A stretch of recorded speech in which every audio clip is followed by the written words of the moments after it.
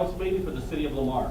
I'm Mayor Kurt Crespin, and tonight we do have a fairly light agenda, so it should go fairly quick. But before we start, I would like to just take a minute to say, we all try to show our appreciation to the employees, but over this last week we had that horrible cold spell, and I wanted to take a minute to really show our gratitude and appreciation to those employees that were out there early in the morning cleaning the streets, the street crews that were clearing out the snow as it went through. The street work, or not only the street workers, but the water workers who were out fixing all the different valves that were broke and lines that were broke. Those were all tough jobs. We had our police officers out there in the cold, braving the elements. And most importantly, we had our fire department who braved 4 different fires over the weekend on house fires where people were trying to stay warm or trying to defrost their own pipes inside their own homes. So it takes a lot to get out there, especially when it's 20 degrees below zero, and try to fight a fire, much less to try to clear out the streets for us and fix the water lines so we all have the basic utilities. But I wanted to really show our gratitude and let them know we really appreciate them so much for doing this, and that's what helps our community keep moving. And that's what helps our city be great. So thank you very much from the bottom of our hearts. We really do appreciate that. With that said, we'll move on to the city council meeting. We'll start out with the invocation. We have Galen here to do the invocation. Galen, would you? Father, we want to thank you for your work with us, for your protection from the things that's happening around us. Father, we've seen so much destruction and people having severe problems with this cold. Father, we're thankful that that cold has passed on and it's warming up a little bit. Father, we're thankful that our city crews, the people who are going out there to protect us, to give us electricity and to give us water and so forth there, have done that. Thank you, Father, for providing for that. Father, we're thankful that we live in the city of Lamar, and it's a great place under your direction and under your protection. Father, we pray your blessing upon our city council and the administration of our city as they try to do the best that they can to keep our city progressing going forward. Father, we pray that you'll give them wisdom and guidance as they have to discuss and make decisions. We ask your special blessing upon them as they work. Father, we just ask for your mercy and your grace and your love to be shown to all of us in the city, and we thank you for that. We thank you and praise you in the name of Jesus. Amen. Amen. Anne Marie, would you lead us to the pledge? I pledge allegiance to the flag of the United States of America and to the republic for which it stands, one nation, under God, indivisible, with liberty and justice for all.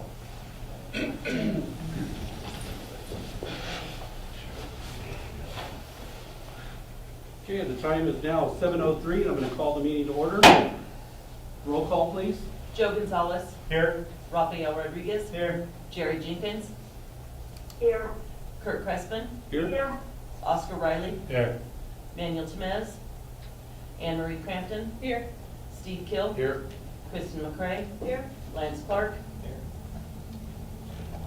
Okay, we've all had an opportunity to review the consent agenda. Were there any questions on the consent agenda? There's just one item that I probably should excuse myself from the vote on the consent agenda. Okay. I mean the payment of the bills there. Right, and what number was that? 90476.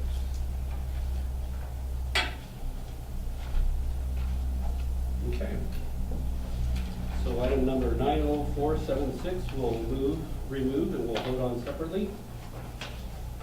I move we approve the consent agenda less check number 90476. I'll second it. Okay, we have a motion and a second to approve this consent agenda with the removal of check number 90476 to vote on separately. Are there any final questions? Seeing none, all those in favor signify by saying aye. Aye. Opposed, same sign. Motion passes unanimous. Now we'll consider the check number 90476 for Gonzalez Unlimited. I move we pay check number Second. We have a motion and a second to approve check number 90476. Are there any final questions? Seeing none, all those in favor signify by saying aye. Aye. Aye. Opposed, same sign. Motion passes. And with I Joe abstain. abstaining, yes.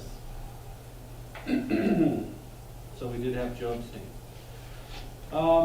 That moves us to the next item on the agenda, which is the public comment. During this portion of the meeting, anyone may speak on a subject that does not appear on the agenda. Individual speakers are limited to 3 minutes each, and it's at the discretion of the council. Is there anybody that would like to speak tonight? Don't have anybody online that would like to speak, so, and if you do have questions online, you can post them. We'll try to respond to them either at the end of the meeting or online afterwards. So we'll move on with the next item on the agenda, which is the city treasurer's report. Kristen? Thank you, Mayor and Council. The only thing I had for tonight was the fourth quarter 2020 financials.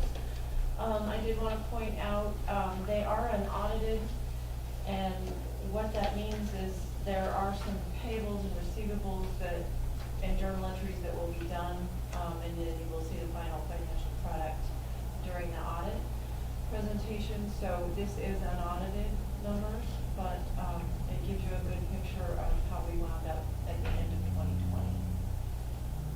So I would entertain any questions or comments from any of the council or mayor. These percentages are of each budget? One column is the budget difference. The far column to the right is where we wound up for the year. We added a column in there, and that was from 19 compared to 20. So the year over to year, the cemeteries, we had 122% over for year over year on 19 to 20. But on the budget, there was a pretty big 151%. I know we had talked and you said that was about overtime or maybe payroll, is that right? What it was a payroll. John allowed Rick to move 2 of his guys to supervisor positions, superintendent and a foreman, which increased their pay significantly. So I think 55,000 of it was in payroll. And then the other piece of that was utilities. To me, that was another budget issue. It had been going over year to year before increasing the budget. So I did take it for the 21 budget and try to increase those utilities to cover that range. Okay. So hopefully that will help. And then I know Steve and the staff are working on some things for payroll.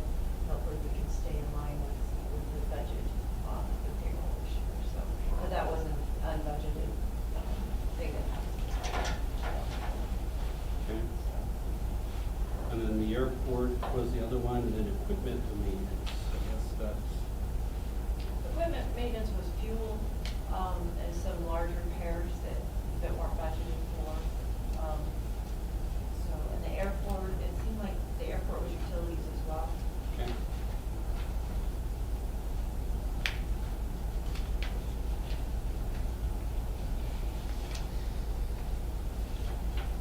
And do any other council members have any questions?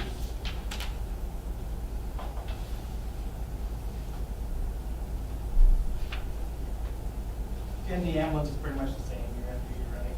And the ambulance is gonna look a little bit different for 20 because of all the CARES Act money that came in.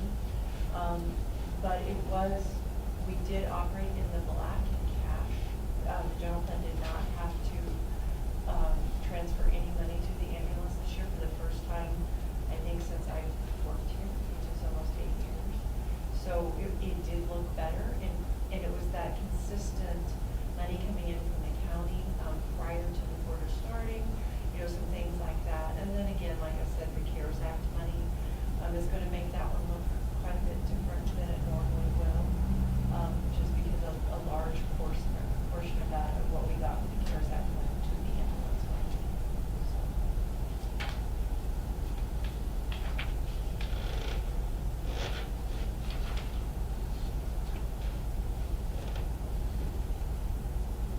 All right, any final questions for the treasurer?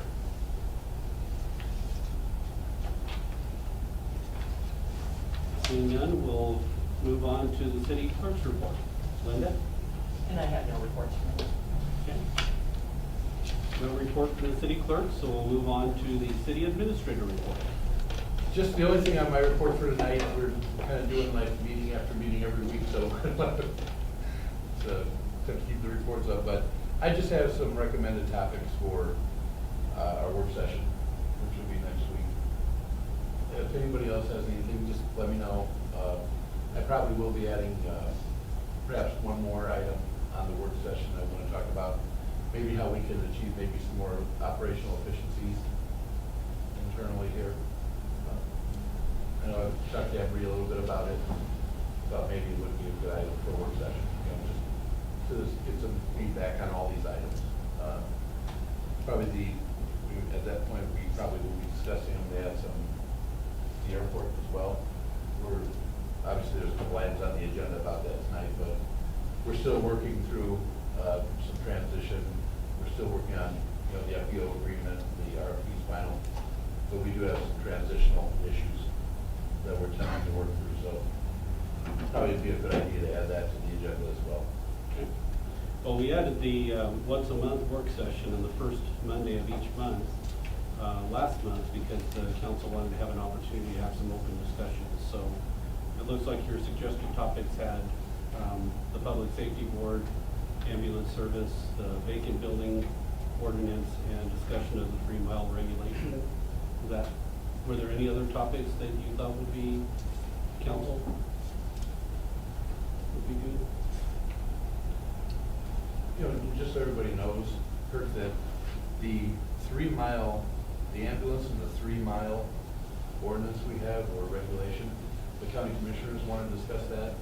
Okay. So I know I'm going to be at their meeting this month and discussing that, so I just wanted to make sure we had an opportunity as well. Talk about that. Yeah. Okay. Well, that's what it's there for. And you were saying the airport and then, Just operational efficiencies, just a few things that perhaps make it easier on everybody. okay. All right. Anything else for the city administrator report? Seeing none, we'll move to the reports and correspondence from council. Do we have any liaison reports? Lots. Lots. Well, we had 2 airport board meetings. The first one was the 17th. Eric, the FBO out there, was injured. Thanks to Pat and I guess Steve, he made it through. He was injured very bad. But he's recovered now. He's just got a limp. Tynes wants to sell his FBO for sale. The city's talking about sending out bids for future FBOs. The FAA says there's no sale at the airport. Sotheby's, who was the guy that wanted to buy the airport, talking about possibly retrofitting passenger jets to freight carriers, which is possible. The fuel lease on one of the trucks is $800 a month, which is a big jet truck, which we have to have. We have to have a truck, not necessarily us, but it has to be a truck out there for that.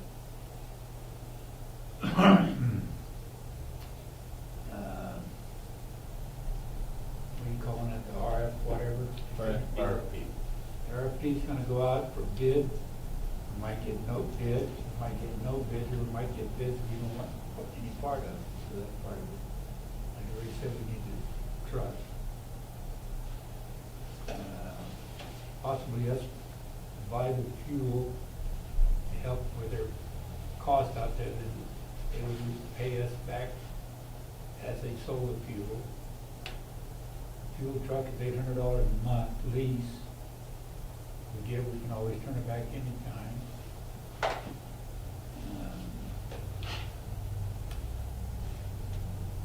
We may have to take over the Phillips 66 concession for the fuel. There's a 90-day notice of cancellation on that, so that's impossible. There's an employee out there that we may want to hire. I'm going to check on insurance. And the number one thing for the city is keep the airport. And fuel sales is the number one thing we have to worry about. Okay. Okay. Do we have any other liaison reports?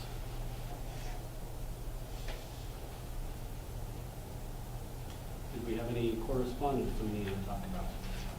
Well, I guess I'm not sure if it's correspondence or not, but I had a request from a lot of the staff that I've been talking to. We were all wondering, and myself included, if this year, instead of doing our spring cleanup day, as we would normally do, if we could offer back-to-back consecutive 3 weekends for people to clean up everything themselves. There's been some concern raised about just maybe this year handling all the trash and stuff like that is generated. I've never been to one, but I understand it's quite extensive.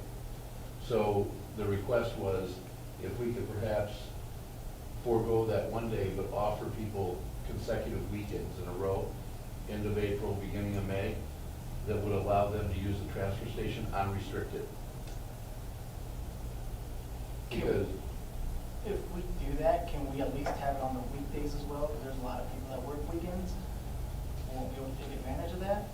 I know that we would like to do it over a 2-week period, so roughly, I mean, the weekends, however the council would want it, but I think it's just been a concern raised, and I said that I would bring it up and see it. And that might actually be more convenient for people to allow maybe a 2-week span there, you know, and do some weekdays as well. Or Because 3-day then they can do weekend. it at their leisure, and Couple of 3-day weekends? Friday, Saturday, Sunday? you can do Friday, Saturday, Sunday, Friday, Saturday, Sunday, you know, or do Thursday, Friday, Saturday, Sunday, Thursday, Friday, Saturday, Sunday. We could do 4. Okay. And unrestricted meeting, right now, one of the issues was if you take a truckload there, for example, can't go back with that same truck you've already used on a free weekend, lift those restrictions, then neighbors could help neighbors. That was one of the suggestions that was made as well. And if we allow several days, it's a little more convenient for people. They're not stuck with one day then. I don't like the word unrestricted, because you may wind up with stuff you don't want to take to the, Well, when I say unrestricted, Well, I mean the number of trips. I believe there should Okay. still be some guidelines like where the paint goes, Yeah. where the batteries No. go, and the e-waste and such, you know. Yeah, I that's think right. we need to adhere to those guidelines. Well, Joe, when I say unrestricted, I mean number of trips. Okay. I'm sorry, I should have been a little more Right. specific. Yeah. Unrestricted meaning you can go, let's say you have 4 truckloads, you can take 4. yeah. Which is fine, yes. That's what I mean when I say Yeah. unrestricted. Yeah. Get down to the dot the I and cross the T. Well, I would say, what do you feel? No, I'm fine with that. I like the idea.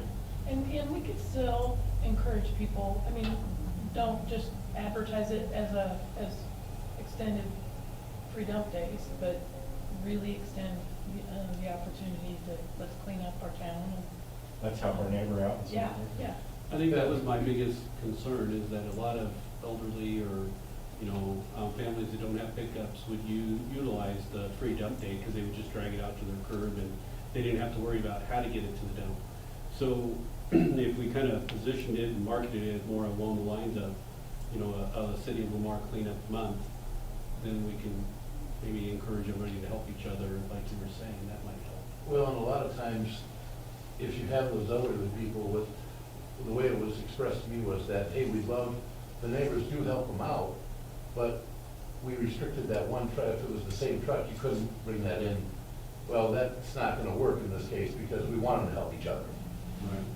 And so it was expressed that if we loosen that up a little bit, that restriction, and that's when when I say unrestricted, I mean just, you know, multiple trips, but you can use the same vehicle, you know, then neighbors can help neighbors. Okay, what month were you looking at? I was looking at the end of April, beginning of May.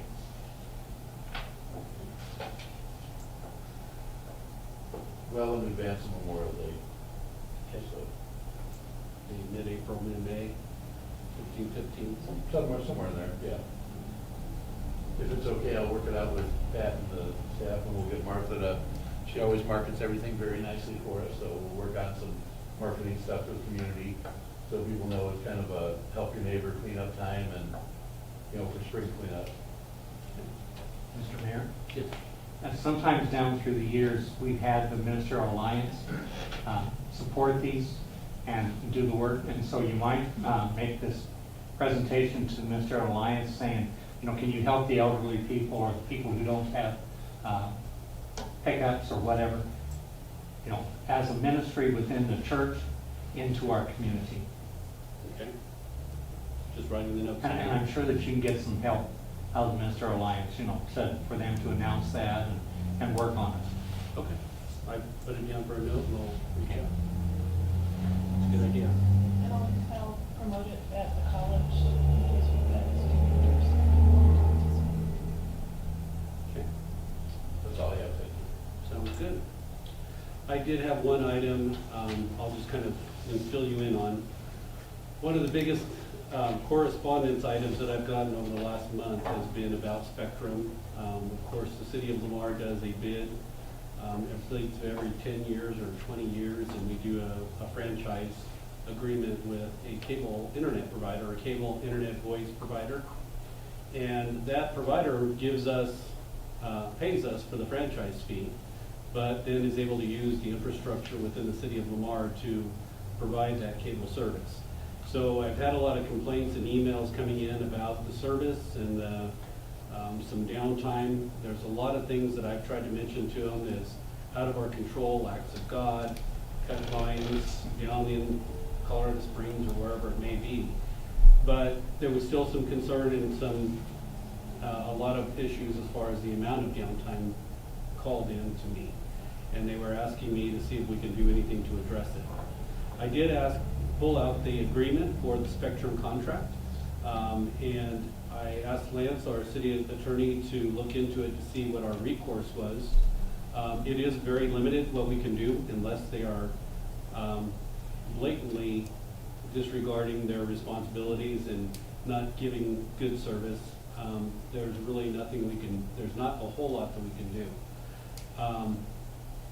For us, we get the complaints and we get the calls and the emails, but we don't receive the actual service outage times or the data or the public feedback that Spectrum does. And that was something that I talked to Lance about, what we could do on recourse. Did you want to make a comment to see what you thought? So obviously in that agreement, there's a obligation for continuity of service, and if they're not meeting that, that's a concern for the city, I would think. And then just as far as information, the city does have a right to receive reports and records and be able to receive that type of information to evaluate whether or not this continuity issue is a true issue that, you know, needs to be pursued, needs to make them aware of. And so, at least to an information perspective, I think the city would be well within its rights to send a request to residents of Spectrum to obtain more information so they can the council can make an informed decision on how they want to move forward. I think receiving that information would be helpful for any kind of decision making that the council decides. It also is important because, I guess a couple of things. You're letting the franchisee know that there's an issue here, and that they may not be aware of, so it brings them on board with kind of what your concerns are. Also, if this continues to persist, then you start developing a pattern of issues that may be an issue. Okay. So my thought was to do a letter just requesting, you know, their service history and their feedback from customers, just to see what they have. Maybe it's not a concern for them at all, but I thought it wouldn't hurt to request those reports and see what they had to say. And we can compare and contrast from there. The contract actually renews in 2026, so we have a few years before it comes back online. But having written documentation at that between now and then. If it is a consistent problem between now and then, it would be good to have that information compiled between now and then to make a decision on, do you really want to stay with them, or do you want to go with a different? Do you want to go out to bid? See if you can find another provider. That was just my thought. I thought I would bring it up to the council and let you discuss it and give me your opinions, your thoughts. With that coming to light, I think it would be a great idea to send out a letter asking for that information. I mean, because if it is a problematic problem, then within 2026, like you mentioned, and submit a bid or bring it out to somebody else to come in and provide such services to the citizens. I think it would be wise. And we're not really saying we have a complaint. Well, we are saying we've received complaints, and we want to get the records and see if it is a valid complaint, or if it's just, because we don't know what the situations are. It could be completely out of their hands, which more than likely it is. I don't think they want to have it down service either. It's just, how do you address it when it affects so many people and so many businesses? And I think with that letter and then sending back information, we'd probably take care of all those issues that we're talking about. If people may complain to the city and not the spectator.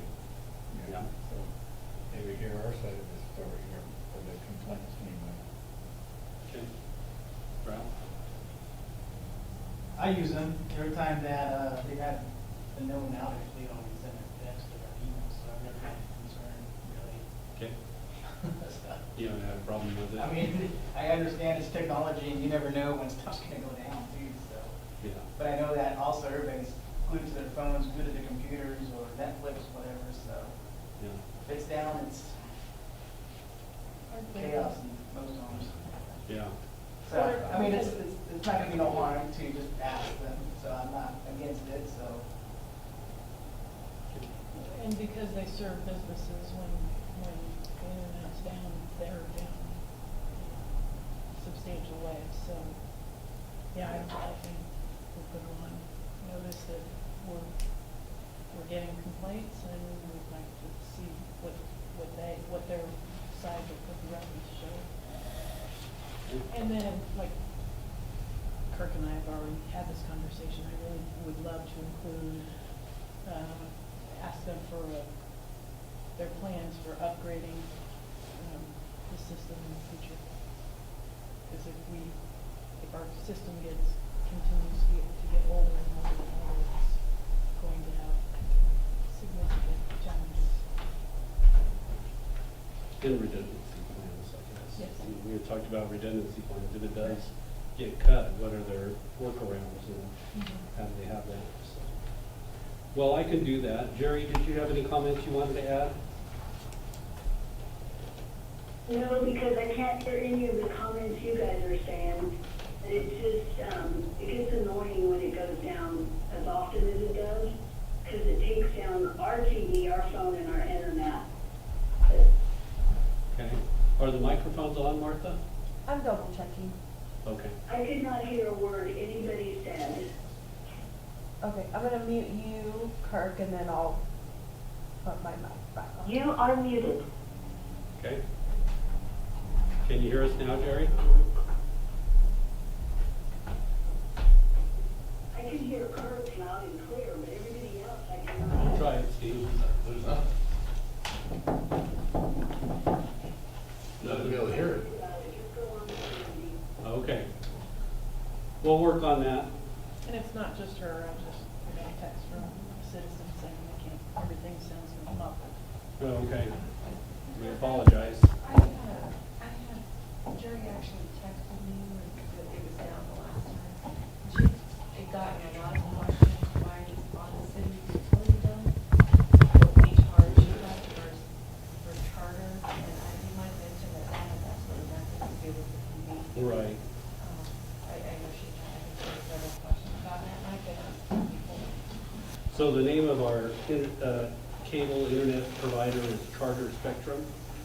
And there was a comment that was brought up online that there is a bill for this on our electricity bill. Well, the bill on the electricity bill is called the Charter Appropriations Bill. So similar to the franchise fee that Spectrum pays to us, Lamar Utility Board pays a charter appropriations bill for payment to us as a city. So it's similar to the franchise fee for using city services. So the charter appropriation is totally different. It's an appropriation that's made by the charter of the city of Lamar, and is not related in whatsoever to Spectrum Charter or any of that. So that is different. Okay. Getting a little bit of feedback here, sorry. We'll continue to move on with our meeting, and we will, if that's okay with the council, I'll move forward with setting up a letter, and we'll send it off to get some information from Spectrum. Okay, any other reports or correspondence from the council? Seeing none, we'll move on to the next item on the agenda, which is old business. Item number 1 is consider the approval for the request for proposal for the fixed-based operator of the Southeast Colorado Regional Airport, formerly known as Lamar Municipal Airport. The city has formally been notified that the current FBO, Lamar Flight Service, will be leaving and discontinuing their service as the FBO provider. So with that said, they will be leaving in effective 90 days. Steve and Pat have been working alongside with the Airport Advisory Board to develop an RFP, request for proposal, for a fixed-based operator, and we have a copy of that for the council. Steve, would you like to pick up from there?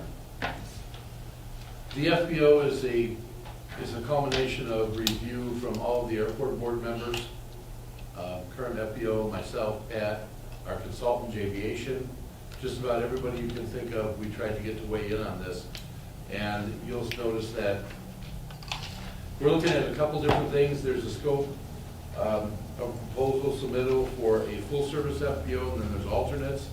You'll notice in the full service, there's a list of mandatory responsibilities, then there's a list of options that we don't consider mandatory. You're going to see that there's current airport revenue centers, so that'll give the prospective bidders, if you will, an idea of what the current FBO is, what their revenue sources are and things of that nature and how much. You'll also notice that there are a list of alternates in there.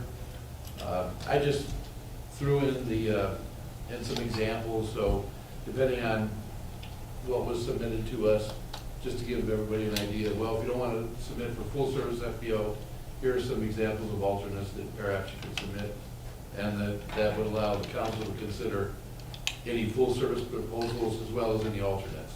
So just gives us more of a variety. You'll notice that there is a project timeline in there, and that is filled out right now on the final draft document. This represents myself, and Pat sat down and did this.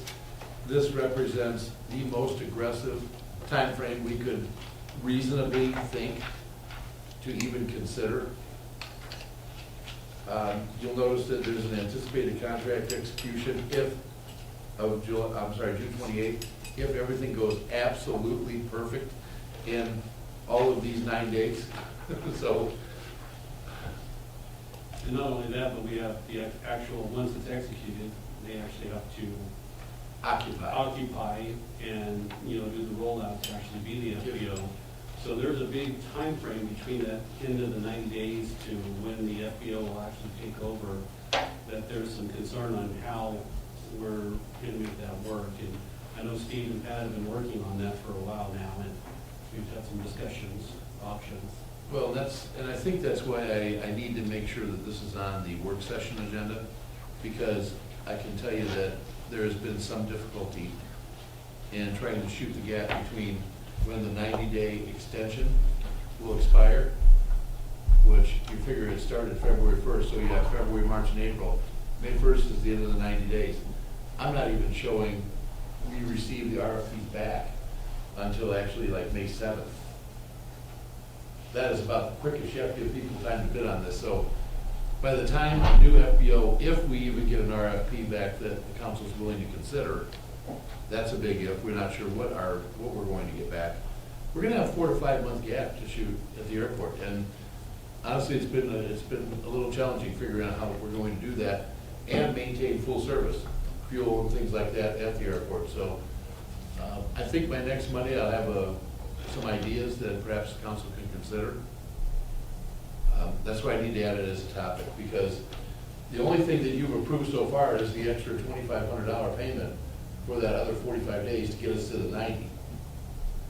What are we gonna do for 5 months between, and that's if somebody could occupy in that time frame. We don't even know if that's possible yet. So we kind of blended number 1 and number 2 together. Yeah, and we kind of did, but if there's any questions on the FBO proposal, the RFP, I'd be happy to answer them. I'm very well acquainted with this, obviously. So what we're needing is we're needing to get the RFP approved by the council so that we can start working on getting this out to any potential FBO that would like to apply. So if the council would like to consider that first, and then we can continue the discussion. Right. Steve, have they seen the most updated? They've all been emailed that last week, yes. So the one on it that you want to pay attention to is the one not marked draft, final draft. Final drafts. And if anybody needs a copy, obviously I'd be happy to get you a hard copy, but you should have that electronically. That was sent to all the airport board members as well, so. They have the corrections that, additions that Kristen had suggested adding, so. Yes, those are in there as well. So. Okay. I move we approve the RFP and authorize it for publication to solicit proposals. I'll second that. Okay, we have a motion and a second to approve the RFP as submitted and approve to publish it. So are there any final questions? Seeing none, all those in favor signify by saying aye. Aye. Opposed, same sign. Jerry, you didn't say either one? Okay, Jerry did say aye. Motion passes unanimously. So the next item on the agenda was the airport operations update. And Steve kind of talked about that a little bit. Did you want to just wrap that one up on operations? Well, the reason I want a study session or work session item on it is Mr. Kindness has indicated he is very, very, very much desirous of not continuing the fueling operation. Forget the 90 days, as soon as possible, and he made that fairly clear to all of us at the last meeting, myself and Oscar and Kirk had, so. May 10th is definitely the last day. Yeah, that's, he would be happy if we could do it within 30 days. Yeah. But he said he'd go to May 10th if necessary. It would be, well, May 10th, that kind of goes along with our schedule for receipt of RFPs back. That was Danny. That was Danny, that wasn't Mr. Ninus. That was Danny. Al Tinus looked directly at us and wants that removed from their responsibility. So we do have some things to discuss at the work session. So, obviously we need to keep the airport up and running. I think everybody agrees with that. Like Oscar said, the FAA made it very clear. I don't know if everybody's seen it, but the economic impact for the airport, the whole area is $4.5 million a year. So, I mean, it's a viable enterprise. So, I mean, the CDOT come up with that figure, so you gotta keep it going. But Yeah. doesn't that 2,500 that we're paying for the 5,000 include the fuel service as well? It's what the service that they've been providing, isn't that correct?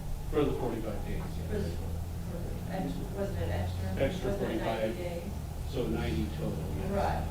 So What if they're that was saying is included after in that. Right. Once they get in there. And then that would be the May 1st deadline for the end of that. That's accurate, yes. Okay. What Oscar's referring to is, it's in the RFP, the economic impact of the airport's under the background information, so if anybody wants to know what those specifics are, it is in the RFP, but it is significant for not only Lamar, but, the surrounding area. We're at regional airport status now, which includes more than just the city. So, you know, we have our Amazon drops, we have FedEx drops, a lot of times twice a day now. And the medical. Key line, Yes, are we fuel very- we fuel med vac units. Yeah, this year, medical was Oh. a critical issue for us, so definitely. It needs to stay in operation, and I believe that on Monday, after speaking with our current FBO quite a bit, I had a meeting with them on Friday, talked to a couple of them again today. Seems like we're living at the airport lately here, myself and Pat, but I think we'll have some options for everybody on Monday. It just takes time to work through it. It's very difficult, so. So one thing's very clear, we need to keep it up and running. So, Okay. Well, I know they wanted to get moving as soon as possible, so we're trying to find some solutions, and we're discussing it, and trying to make sure that we don't end up not having any service out there for airplanes that come in and need fuel. So we're working on that, and hopefully it's an important enough project for the city and for the region that we need to do everything we can to keep it going. I mean, for example, we have that jet out there right now. We have a very, very, what I would consider a large private passenger jet that brought, actually brought Mr. Soloviev in, and everything, that's actually at our airport. They had some landing gear problems, and it's kind of lucky we have the airport there. Yeah. They can't retract, so. It's true. Okay, any other items on that or questions for Steve? Okay, well, the next item on the agenda was item number 3, the update to the progress of drafting the vacant building registration ordinance. Can we get an update on that? Well, I suppose I could do it, or I could let Jerry or Anne Marie do it. They've actually read the draft that was presented, made some recommendations. That then was sent to Lance. Lance actually read it, made some recommendations. I have sent it now back to Jerry and Anne Marie, and we're looking at Lance's review comments right now. So we've actually done quite a bit on it, to be honest with you. Anne Marie, I don't know. I think Lance's comments were spot on, and I didn't see anything that I'd just go with his recommendations, Sure. to be honest with you. So I'm curious, Anne Marie, have you had any feedback from community members or anything? No. No, okay. No. You know, one of the things that I asked initially is there is a community to our west that has had a vacant building ordinance for several years, 3 to 5 years. So I was just wondering how that's going. How do you, I think the most painful part is initiation. So how does that happen? How do you get people who haven't touched buildings in 10 years to adhere to what the citizens really are asking them to do, and that's take care of their properties?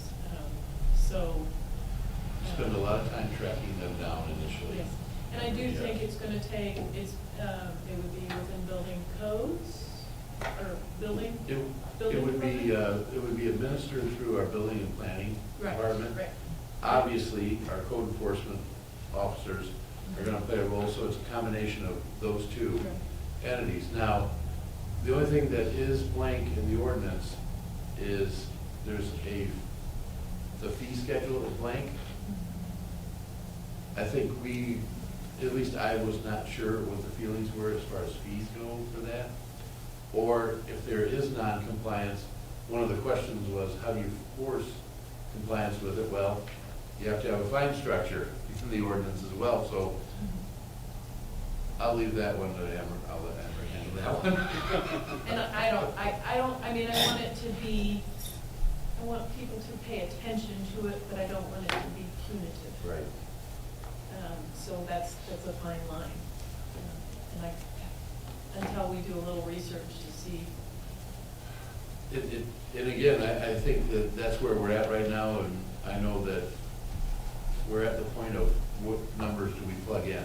I think we're comfortable with the content in the ordinance.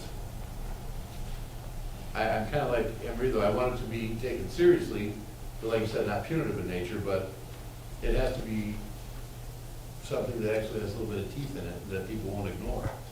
Now, I know, and I'm saying this more for our audience who's watching, I know that if we go to do an ordinance, there will be a public hearing to discuss this so that the public can voice their comments. But I can't stress this enough, that we're at the beginning stages of it. We're trying to develop it. So if you do have questions, comments, concerns, now is a good time as any to give your input as we're trying to develop it. So if you want to reach out to one of your council members and give them your feedback, that would be helpful so we can get in there before. It's a lot easier to make those suggestions and changes now than it will be once we go into the public hearing, because by that time, we've already developed a whole ordinance, we've developed all the fees, structure, scales, and all of that. So it's better if we can get some input now from the community if there are any concerns, so. You know, Kirk, and one of the biggest things was there was some confusion. It only applies to vacant structures. Nothing anybody's currently living in or nothing that's used regularly. Right. It's only structures that have remained vacant and have become, quite honestly, have become a hazard in the neighborhood and the community. So so people understand that. Just wanted to throw that out. This will also include residential as well, correct? That is correct, Joe, yes. That component was left in there, yes. Okay. Mr. Mayor? Yes.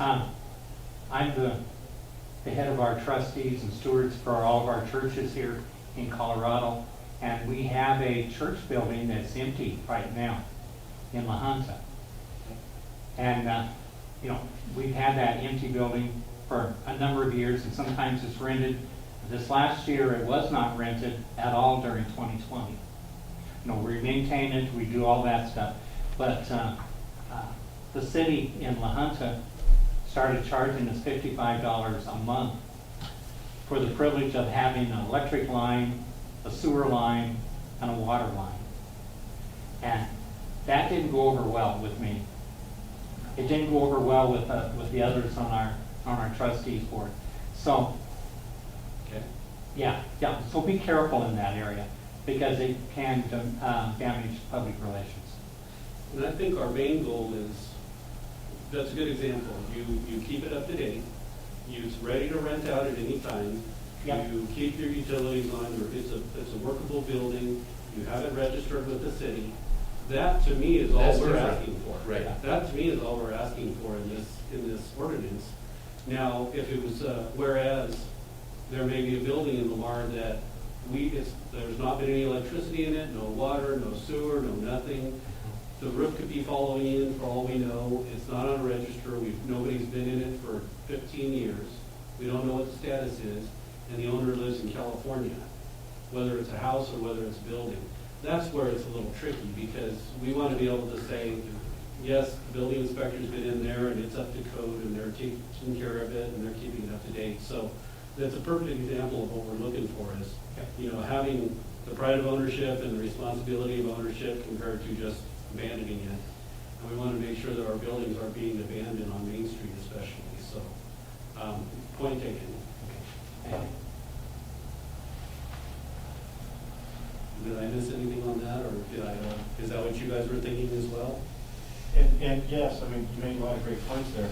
Galen, please understand, this wasn't adopted or brought in as an ordinance to hurt the citizens of Lamar, but to also keep citizens of Lamar safe.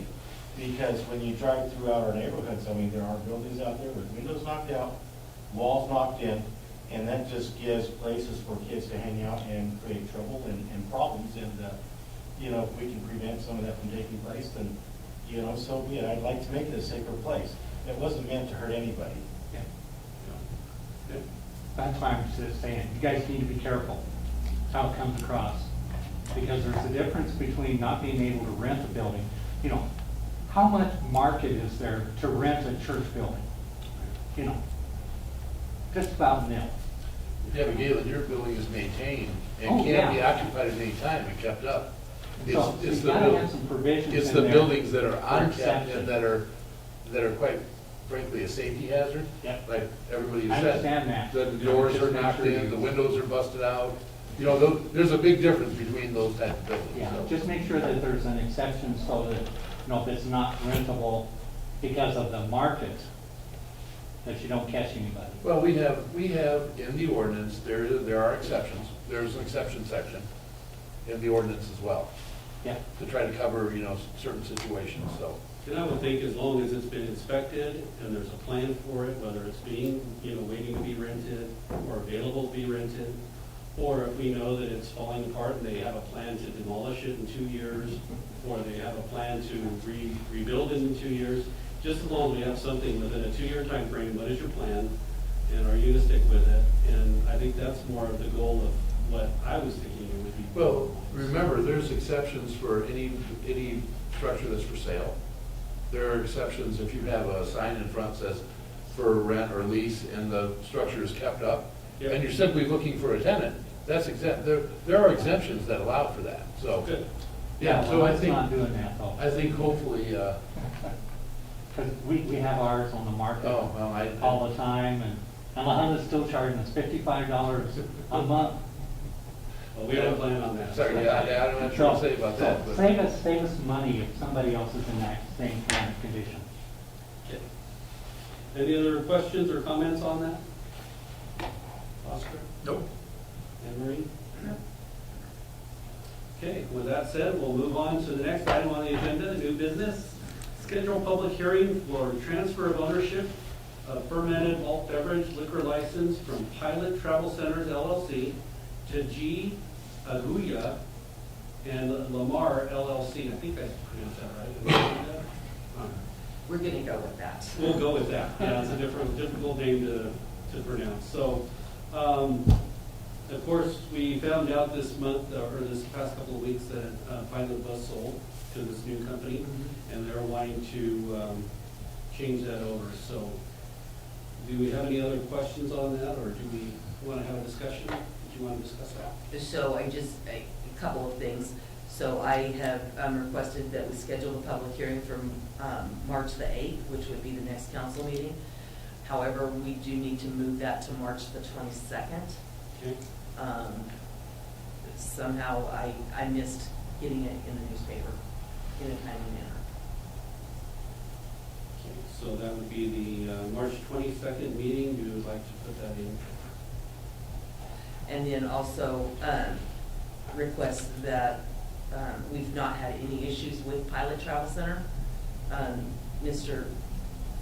Abdullah, is that how you said it?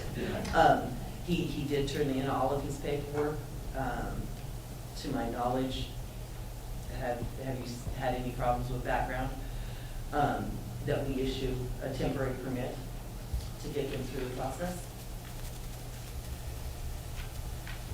Okay. All right.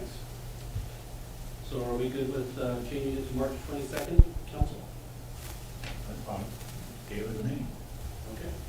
So we'll schedule the public hearing date for the application of transfer to be on March 22nd. Do we need to vote on that? We do, and are you also going to allow me to issue a temporary permit? Yes, we Can we get a motion on that? Second. So we have a motion and a second to schedule the public hearing date for March 22nd and allow a temporary permit to be issued until then. Any final questions? That temporary is good till that date, to the 22nd? Well, if the license isn't approved by us on the 22nd, then the temporary will cease. That's what, yeah, okay. Okay. Any other final questions? Seeing none, all those in favor signify by saying aye. Aye. Opposed, same sign. I heard Jerry say aye. Motion passes unanimous. Next item on the agenda is equitable sharing agreement and certification. So this is brought in by Kristen McCray, asking the council to have the mayor approve to sign the agreement. Would you like to speak on that? Sure. This is an annual report that's due by the end of February every year on some forfeiture monies that we are still holding on to, some drug, did I say that correctly? Yep. And I just have to report what we spend each year on that, what the police department spends. We actually spent $0 for 2020. We have a balance of $1,092.24 in that restricted account. It's all that it can be spent for. It's got some guidelines on use it from different things from the police department under those guidelines. So I'm just asking for your approval of the report with $0 spent and authorize me to attest to the mayor's signature and that the council voted in favor of this agreement. So moved. Second it. We have a motion and a second to have the mayor, authorize the mayor to sign the equitable sharing agreement and certification. Any final questions? Seeing none, all those in favor signify by saying aye. Aye. Opposed, same sign. Motion passes unanimous. I think I heard Jerry say aye, didn't I? Okay. There she was. Next item on the agenda is item number 3 of the new business, the planning and zoning PZ 2020-03 for Dean Smith. This was brought in by Craig Brooks, or initiated by Craig Brooks. Steve, would you like to speak about this? Well, this is Mr. Smith wanted to vacate the unused alley north of his property and then wanted to dedicate the 20-foot at the west end of his property. So this is on 11th Street, so I guess if you look at the easiest way to see that is, if you didn't drive by, just take a look at the map that's attached to it. I know that that's the recommendation of the Planning and Zoning Commission. They're recommending approval of this. So he's going to give up the alleyway, is that right? If you look at your map, it's a long alleyway, and it makes a turn right there behind his property. It comes over to whatever that is. Canal Street. It comes from, it comes over to 11th. We want to run it straight through. So it comes all the way through instead of coming up here, going over, then out. Okay, I see what you're saying. And then the city would grant him this little alleyway behind his property, which isn't being used at all anyway. So the dotted line, that alleyway's already there. Right. It's already there. People are already using it. Exactly, except he owns the last 20 feet or whatever it is. So basically, we give them. This to me is good. that Alleyway little that's piece not and being used. I want legals for that little deed. Which that alleyway that's not being used, where we start with grass. It's got trees growing in it and everything else. That's what I know, that because I is. can see that from my front door. Okay. So Lance was asking if there were legal descriptions on this. But I guess, You'd have to ask somebody else. well, I mean, not only that, I guess I look at this and I liken it somewhat to how I brought the church issue in front of you all last time. I actually want legal descriptions and there's going to show deeds with transactions, so that there's a clear title on this. I mean, if you approve this, I would send this back to Craig, telling him that, okay, the city council is willing to do it. They're going to go with the recommendation of the board, but I need more information. I want a proper paper trail so there's clear title on the property, what's dedicated to the city, what's private, what, there can't be those issues that linger out there. Right. So we could approve this pending the actual legal description. Why don't you approve it pending the review by myself and Lance, then we'll bring it to you, Yeah, I mean, the proper documents. Yeah, we'll still have to create some kind of deed if it's a quitclaim or Right. whatever kind of deed that we determine. The other thing, or my other thought here is, I don't know if the city would prefer, and I mean, I know in this situation, this is a small piece of land, but obviously if this is owned by the gentleman who wants to convey this to the city, there's potential that that could be burdened by, encumbrances, deeds of trust or something like that. I mean, we can do cursory searches on things like that, but there's an expense to do a title research for anything like that as well. Okay. But quite honestly, how I'm used to these things happening, I'm used to an actual plat of dedication being drawn up that is recorded. Then it's clear who owns what. if there's not a quitclaim deed, I'm used to plats of dedication. You know, if you wanna vacate something, it'll be plat of vacation. It'll show hereby vacated, City of Lamar. There's a signature line for the city, you know, and then it'll show what's dedicated. There's a signature for the property owner, and then that document's recorded, and there's a legal description attached to each one of those. That's how I'm used to doing it. Now, I don't know. We've done it by resolution with the description in the resolution, and then recorded the resolution in the past. So you've never required an actual plat done by a surveyor, right? Not to my knowledge. Okay. So, I've never not required one to be done. So the question would be, do you want us to approve it pending the attorney review and deed or title search, or do you want to just bring it back to us and we'll? Well, like Lance said, I normally would not require a title report unless I had some reason to believe that there might be some encumbrances on the property. Because it gets costly if you want to do this every single time. I mean, we're gonna be researching title on everything. This is an alley.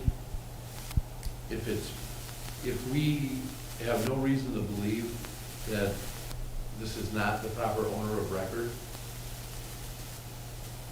then perhaps we should proceed with it. I don't know how picky everybody would be about that, or. Well, if you need to do more research on it and bring it back, I'd rather we just table it and bring it back, is what I was trying to. Well, I guess the only thing that, and again, I guess I'm a little new to this, I wasn't sure if this is absolutely the procedure that's always followed, because it seems a little loose. Yeah, I would rather. If the council, I guess what I'm asking is if there's no objection to doing this, we'll go through the work and get the work done. Okay, So if you all have no objection to this request and are willing to grant this, provided we bring you the proper documentation, that's great. That's all I really need to know from the council. okay. So what's the council's pleasure? I make a motion to approve With the property swap. the contingent upon? Yeah.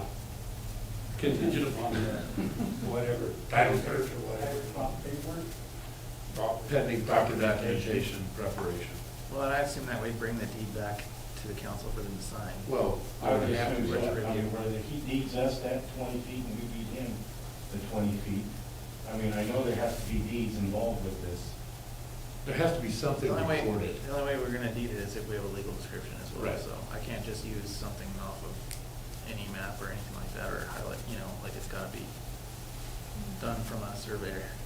Now, the question becomes, does this gentleman pay for the survey? Or who pays for the survey? Because that's gonna be the expensive part. And the legal description. I mean, he's making a request. He does ask me to request. Well, I guess who's requesting to swap the properties? It's him. I would assume if he's wanting to swap properties, then he should pick up that cost right there, He split it. right? And that's okay.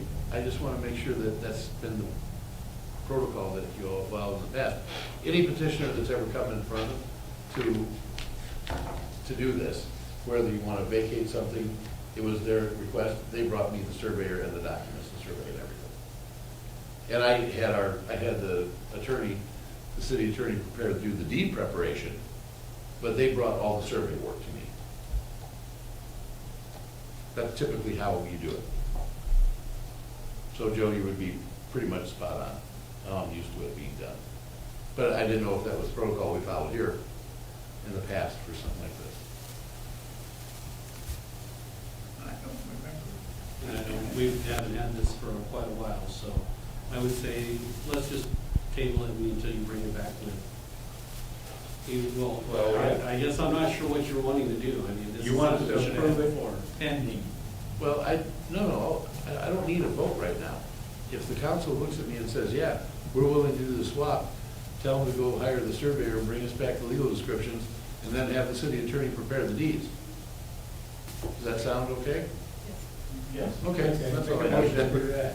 I just needed that, I just wanted to make sure that you all were okay with that direction to go. So you have a motion to do that, whatever. Are we doing a motion or are we not? Well, doing just, it? I would say just defer this, and then we'll let the gentleman know that he needs to get a surveyor, get legal descriptions over to us.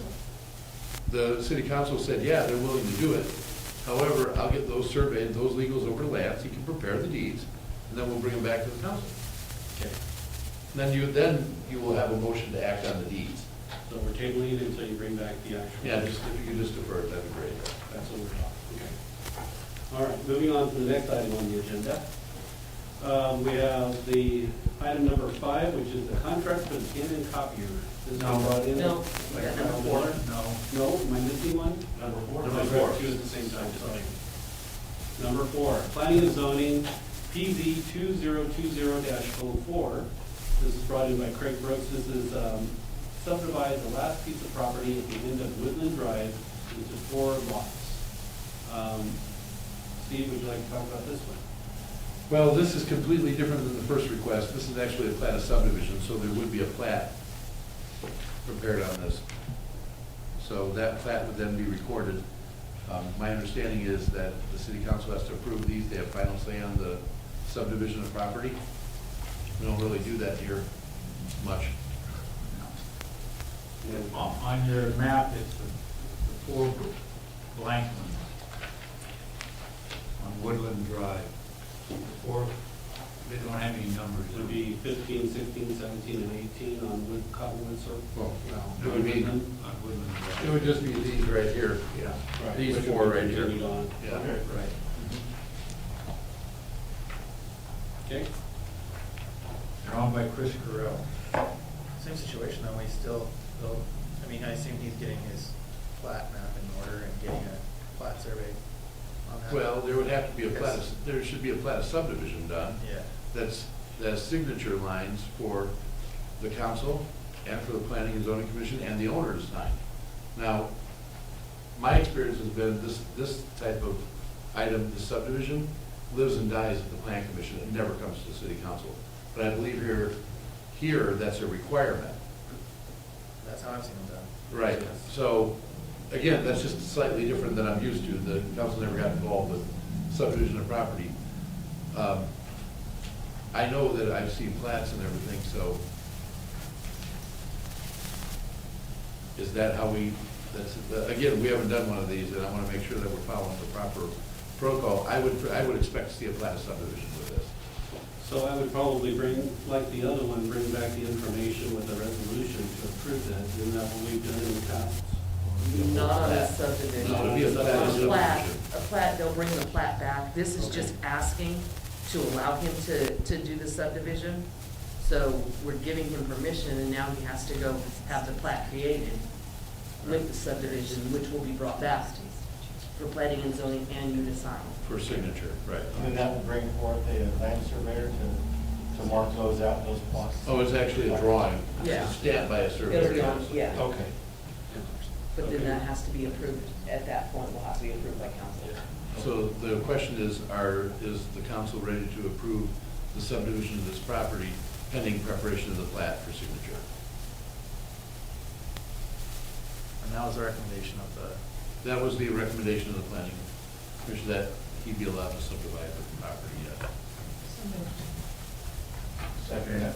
We have a motion and a second to approve to allow Chris Carell to subdivide. Any final questions? Seeing none, all those in favor signify by saying aye. Aye.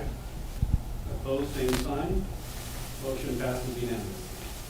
Now, the next item on the agenda is agenda item number 5, which is the Canon copier for the police department. This is brought in by Kyle Miller. Kyle, would you like to speak on that? Sure, so our current copier, it's got some problems going with color printing. Goldman's came in and said it's going to be $2,000 to replace the part that's causing the problem. Our current contract runs out March 17th of this year anyways. So the new contract would be for $172.98 a month, 0.0075 cents or dollars per black and white print, and 0.0586 per color print. This is actually cheaper than our current copier, and it can do basically the same thing still, so saving $10 a month. You know about what your copy rating, or how much you use per month? I cannot answer that. I'm just curious. That's Our normal bill is about $350 a month with the contract and the print.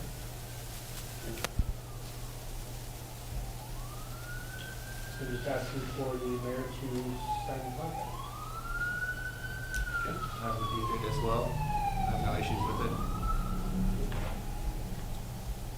I'm sorry, could you say that again, Lance? I can hear with the, Yeah, so I was just reiterating that I've reviewed the contract. I don't have any issues with it. You can look to page 37, page 74, page 65 for all key pieces that are important for the city's purpose of termination and appropriation.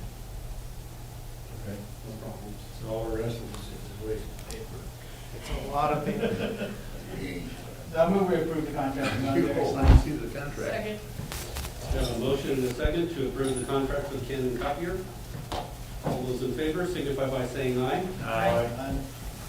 Opposed, same sign. Motion passes. Next item on the agenda is the Coronavirus Response and Relief Supplemental Appropriations Act grant application for the airport. Well, that's a lot. You know, all this means is that we're gonna get $13,000 in relief funds. I think we should take it. And I would ask for you guys to authorize, approve this and authorize the mayor to sign. And where was this funds from? CARE Act, The CARE coronavirus relief. Okay. I think it's the new round funding. This is the new, It's federal. Now, this is not used for the airport because it's thrown me off by the Southeast Colorado Regional Airport. that's ours. That's ours. Right, it's eligible for the funds, so it's not going to the FBO, it's going directly to the city. Oh, no, that comes to us. We're the owner of the airport. Yeah, the fixed-based operator is just maintains the operations. None of the FAA, no FAA or federal funds go to the FBO. They always come to the city. So, It's for operations and personnel. Well, that part I understand, but when you start reading it, it tells you, you know, what you just said there, it's for operations of personnel, cleaning, sanitizing, janitorial services, and that could be a broad range there, so that's what, I mean. Well, we do the maintenance, the city does the maintenance, Okay, most of weeds and all that kind of stuff, so that'd be part of it. that'd be part of it. yeah, we actually have a $51,500 budget annually, an airport budget, that this could be used to help offset and ease up some money in the general fund. So, Right, no, the 30,000 we got on the last round, the first round of CARES Act money went towards the utilities. So that we went into the general fund and the city used it. So we'll probably do something similar to this. Similar to that. It's easy to track for me and easy to submit, so, for reimbursement. whatever's easiest. Okay. Need a motion? Make a motion to accept the, or this relief supplemental appropriation. I'll second that. Okay, we have a motion and a second to approve the mayor's signature for this. Any final questions? Seeing none, all those in favor signify by saying aye. Aye. Opposed, same sign. Motion passes unanimous. Item number 7 is the agreement with IHC Scott Inc. for water purchase. This is, the action proposed is to approve the agreement with IHC Scott Incorporated for water purchase. Would you like to speak on this? Yes, I can. After the wonderful drawing that I sent out to everybody today, Anne Marie was extremely fond of it. As you all are aware of, CDOT's going to be doing the reconstruction of 287 to the south of us. They're setting up a batch plant right now, and of course you can't make concrete and everything without water. They're going to be purchasing 3 million gallons of water during the course of the project. And this would approve that. This is the exact same agreement that was used last time they did this. We just updated it. Is all we did. So this is just for them to buy water from us? Just for them to buy water from us. During For the contract. construction. For the construction of the road, yes. So their map was not very, Accurate?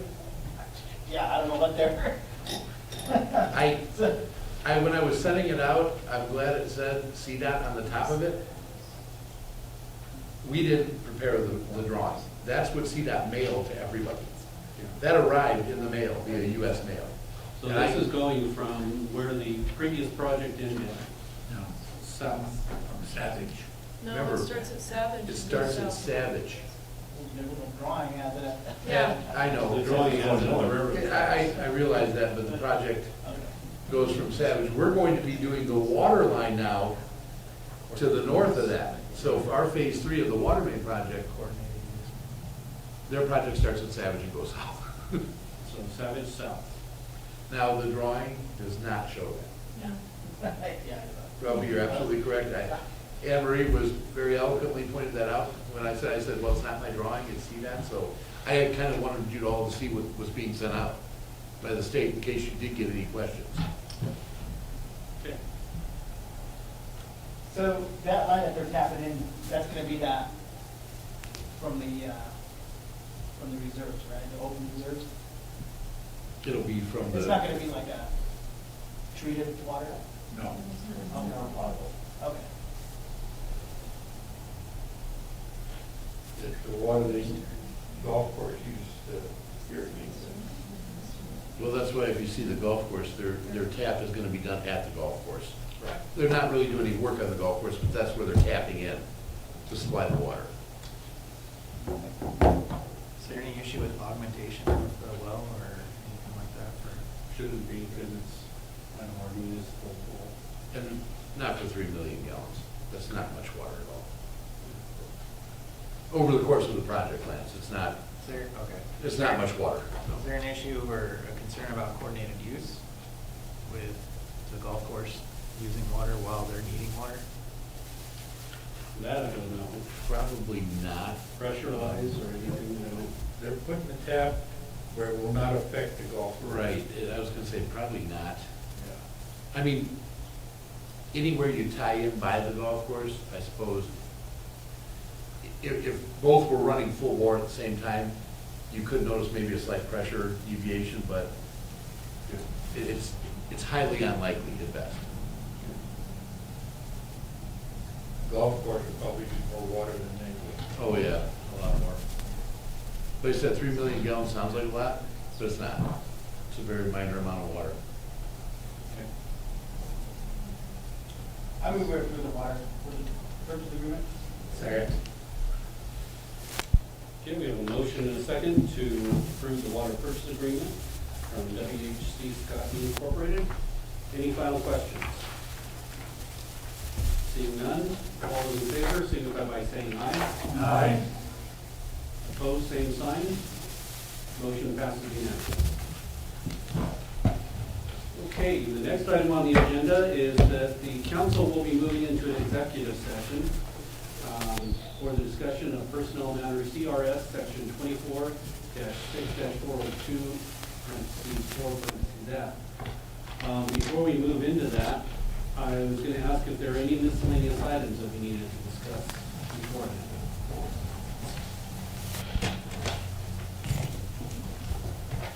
Seeing none, when we move into the executive session, there will be no decisions coming out of the executive session. So we will be closing out the meeting thereafter, so there's no need for the public to say if they would like to go at this time. And we'll continue to record that under the regular law. So the executive session is for discussion of personnel matter under CRS section 24-6-402, parentheses F, 4, parentheses F, and not involving any specific employee who has requested discussion of the matter in open session, any member of his body or any elected official, or appropriate appointment of any person to fill out a body or an elected official or personnel policy that does not require discussion. This meeting or this executive session will be for the annual evaluation of the city attorney and the city attorney's contract renewal. Do we have any questions? Or can we get a motion to move in? Make a motion to move into executive session. Second. I have a motion and a second to move into executive session. Any final questions? Seeing none, all those in favor? Aye. All those opposed? Motion passes. We will now be moving into executive session.